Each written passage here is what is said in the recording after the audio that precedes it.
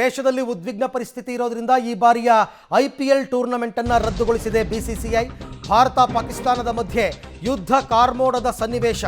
ಈ ಕಾರಣದಿಂದಾಗಿ IPL tournament ರದ್ದಾಗಿದೆ. ಇನ್ನೂ 16 ಪಂದ್ಯಗಳು ಬಾಕಿ ಇರುವಂತೆಯೇ ಭದ್ರತೆಯ ಕಾರಣದಿಂದ ಐಪಿಎಲ್ ಕ್ರಿಕೆಟ್ ಟೂರ್ನಿಯನ್ನ ರದ್ದು ಮಾಡಲಾಗಿದೆ. ಕಾರಣ ನಾವು ಆಗಲೇ ಹೇಳ್ತಾ ಇದ್ವಿ, ದೇಶ ಯುದ್ಧ ಸನ್ನಿವೇಶದಲ್ಲಿದ್ದಾಗ ಕ್ರಿಕೆಟ್ ಅನ್ನು ಮುಂದುವರಿಸೋದು ಸಮಂಜಸವಲ್ಲ ಅಂತ ಬಿಸಿಸಿಐನಿಂದ ಅಧಿಕೃತ ಘೋಷಣೆಯಾಗಿದೆ. ರೈಟ್ ಡಿಸಿಷನ್, ನನ್ನ ಪ್ರಕಾರ ಕರೆಕ್ಟ್, ಇದು ರೈಟ್ ಡಿಸಿಷನ್.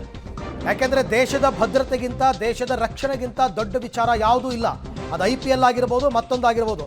ನಿಜ ಫೈನಾನ್ಷಿಯಲಿ ಲಾಸ್ ಆಗುತ್ತೆ, ಬಟ್ ಏನೂ ತೊಂದರೆ ಇಲ್ಲ. ಲಾಸ್ ಆದ್ರೆ ಆಯಿತು, ಹಾಗಂತಂದ್ಬಿಟ್ಟು ದೇಶದ ಭದ್ರತೆಯನ್ನು ನಾವು ಒತ್ತೆಯಾಳ ಇಡೋದಕ್ಕಾಗಲ್ಲ.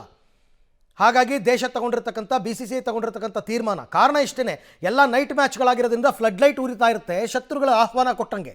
ಆಮೇಲೆ ಒಂದೇ ಜಾಗದಲ್ಲಿ ನಿಮಗೆ 30, 40, 50 ಸಾವಿರ ಜನ ಸಿಕ್ಬಿಡ್ತಾರೆ.